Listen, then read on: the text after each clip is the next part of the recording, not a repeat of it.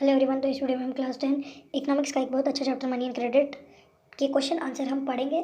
3 questions पढ़ेंगे जो कि बहुत ही ज़्यादा मेन है और इस चैप्टर में से वो ज़रूर आएंगे। ठीक है, तो उन्हें देख लेते हैं। वो सारे के सारे 5 मार्क्स के हैं, या तो वो 2 मार्क्स के भी आ सकते हैं या 5 मार्क्स के आ सकते हैं, वो निर्भर करता है कि कौन क्वेश्चन डालेगा। ठीक है, तो फर्स्ट क्वेश्चन है हमारा difference between formal and informal sources of credit. बहुत ही ज़्यादा पूछे जाने वाला सवाल है। ठीक है, तो यही है। ठीक है, पहला क्वेश्चन। सो देखते हैं फिर एक एक करके क्या क्या है। ठीक है, तो फॉर्मल सोर्सेज ऑफ क्रेडिट में और इनफॉर्मल सोर्सेज ऑफ क्रेडिट में क्या क्या अंतर है। ठीक है, तो फिर क्या है कि जो आरबीआई है, ठीक है, RBI supervises the lending activities of formal sources of activity. ठीक है, कि जो आरबीआई है वो सिर्फ वो नज़र रखता है, सुपरवाइज करता है इस lending activities formal sources of activities को। ये सिर्फ नज़र रखता है कि क्या क्या हो रहा है। ठीक है, तो और जो इनफॉर्मल की तरफ आते हैं कि जो इधर कोई भी ऑर्गेनाइजेशन है वो कोई भी इधर देखता नहीं है कि क्या क्या हो रहा है, कौन किससे लोन ले रहा है, क्या हो रहा है, इस पर कोई भी देखता नहीं है। फिर फॉर्मल पे देखते हैं। फिर these charges less interest on loans. ठीक है, इन पर क्या है कि this sources charge high interest on their lending activities. तो देखते हैं क्या मतलब कि जो इनफॉर्मल वाले हैं वो क्या करते हैं, ज़्यादा मतलब कि लेस। ठीक है, कम इंटरेस्ट लोन पे लेते हैं। ठीक है, जैसे कि मैंने लोन लिया 60,000 का, फिर बाद में मुझे उसके 10,000 एक्स्ट्रा देने पड़ेंगे। ठीक है, बट अगर मैं फॉर्मल सेक्टर की बात करूँ तो इसमें मुझे, अगर समझ के चलिए 60,000 का लिया तो मेरे को 70,000 रुपया देना पड़ेगा इंटरेस्ट की तरफ से। तो आप देख सकते हैं कि क्या क्या फिर होता है। ठीक है, नेक्स्ट एक और चीज़ नीचे पढ़ते हैं।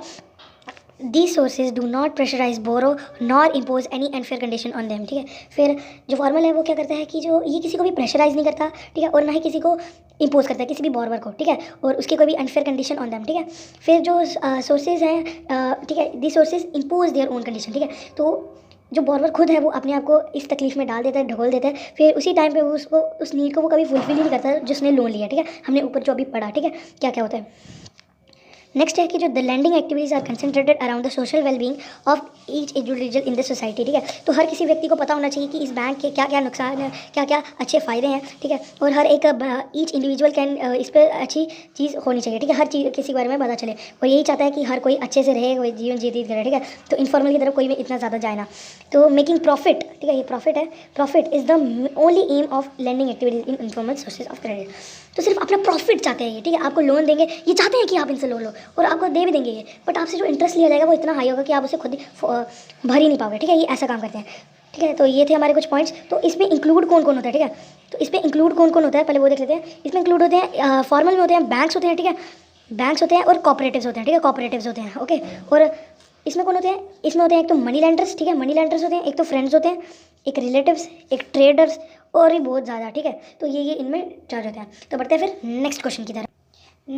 तो फिर नेक्स्ट क्वेश्चन हमारा, why is modern currency is accepted as a medium of exchange without any of its own. ठीक है, तो मॉडर्न करेंसी को ही क्यों एक्सेप्ट किया गया है मीडियम ऑफ एक्सचेंज के द्वारा। ठीक है, तो देख लेते हैं क्वेश्चन का आंसर क्या होगा। तो बिकॉज, ठीक है, बिकॉज क्योंकि modern currency is accepted as a medium of exchange without usages of its own, because modern currency is authorised by the government of the India. ठीक है, तो कोई भी कंट्री है ना, उसकी जो करेंसी है उसे कौन ऑथराइज कौन करता है, उसकी गवर्नमेंट करती है। ठीक है, सो फिर इंडिया में कौन करता है, सो इंडिया में है जो in India the RBI issue all the currency notes in behalf of central government. ठीक है, तो आरबीआई इशू करती है नोट्स, और किसके बिहाफ में, सेंट्रल गवर्नमेंट के बिहाफ में। ठीक है, फिर नो अदर इंडिविजुअल, ना ही कोई अदर इंडिविजुअल या ना कोई ऑर्गेनाइजेशन वो अलाउड नहीं है इशू करेंसी। ठीक है, कोई भी पैसा ऐसा भाई चलो एक ऑर्गेनाइजेशन खोल देंगे पैसा बनाएंगे, ऐसा कुछ भी नहीं होगा। ठीक है, जो आरबीआई है वो खुद ही बनाएगा अपना पैसा, खुद ही सबको देगा। ठीक है, the law legacies the use of rupee as a medium of payment that cannot be refused in settling transaction in India। ठीक है, सो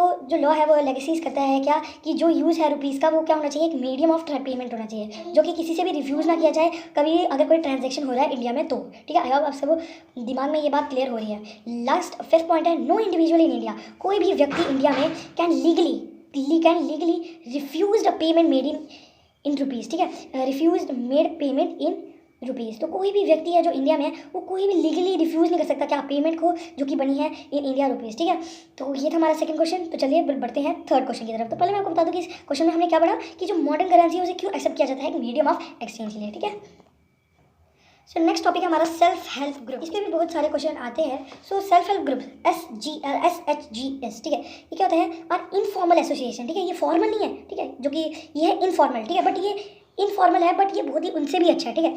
ठीक है, जो आप उनसे लोन लेते हैं, और पीपल हु को choose to some come together to find ways to improve their living condition, ठीक है। सो ये क्या करते हैं, ये एक इन्फॉर्मल एसोसिएशन है, ठीक है, ये हमें पता चल गया इसका पीपल्स का, who choose to come together, वो खुद चाहते हैं कि वो एक साथ आए, ठीक है, और एक साथ ढूंढे उनकी लिविंग कंडीशंस को इंप्रूव करना चाहते हैं, बस वो यही चाहते हैं कि अपने जो भी सुधार करना चाहते हैं अपने, ठीक है। आपने अपने मम्मा के या पापा के पास ज़रूर ये सुना होगा कि कमेटी, ठीक है, कमेटी भी यही होती है कि एक साथ पैसे दो, फिर इतने सारे पैसे फिर वापस मिलते हैं, ठीक है, सभी इतने लोग कमेटी में बैठते हैं, बस वही है ये, ठीक है, SGS, ठीक है।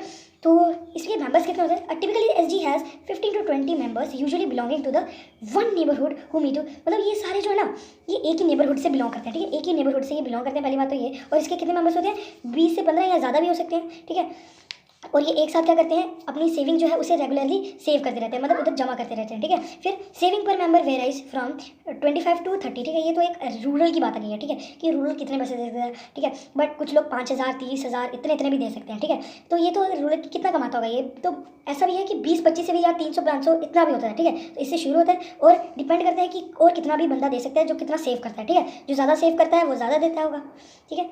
Members can take small loans from the group itself to meet their needs, ठीक है। तो सेल्फ हेल्प ग्रुप मतलब कि उसका जो मतलब बनाने वाला होगा वो पैसा रखता होगा और जिसको लोन चाहिए होगा वो दे देता होगा, फिर वापस में लोन लेता होगा और कम इंटरेस्ट पे लेता होगा, कम मतलब कि इतना नहीं कि इतना ज़्यादा, ठीक है, कम से कम अगर मान लो 30,000 का उसने लोन लिया, शादी करवानी होगी किसी की, ठीक है, तो वो कितना बस और बस वो चाहता होगा या तो 1,000 का या 2,000 का इंटरेस्ट दे दे, बस और कुछ नहीं चाहता होगा, ठीक है, वो भी ज़्यादा दिन के लिए, ठीक है, मतलब ऐसा होता है। फिर जो SFG है वो क्या हेल्प करता है, borrowers overcome the problem of lack of collateral, ठीक है। तो अगर किसी बंदे ने, ठीक है, अगर लोन लिया है किसका, अगर किसी ने भी रूरल व्यक्ति ने लोन लिया है तो उसको कोलेट्रल देना पड़ता है, ठीक है। कोलेट्रल क्या होता है वो देख लीजिए, कोलेट्रल होता है एक एसेस्ट होता है, ठीक है, एक एसेस्ट होता है, यानी कि बिल्डिंग मतलब कि ज़मीन कुछ भी, ठीक है, उसे एज ए गारंटी रखता है, ठीक है, एज ए गारंटी रखता है। फिर अगर वो अपना कर देता है, ठीक है, रीपे कर देता है वो लोन, तो ठीक है, वरना अगर नहीं कर पाता तो उसी ज़मीन पे वो बेच देगी लोन वाली बैंक, ठीक है, और उससे अपना पैसा वसूल देंगे, बट ये होता है कोलेट्रल, ठीक है। तो अगर ये जो है SSG जो है वो अपने बोरवर्स से कभी भी कोलेट्रल नहीं मांगता है, ठीक है, ये बिना कोलेट्रल के ही दे देता है, ठीक है। तो यही था एक SSG का कमाल, ठीक है, ये बहुत ही अच्छा इनफॉर्मल, ठीक है, ये ध्यान से देख लीजिएगा क्या है, ये इनफॉर्मल एसोसिएशन है, ठीक है। सो ध्यान में रखते हुए तो मिलते हैं नेक्स्ट वीडियो में। Thank you for watching, bye bye.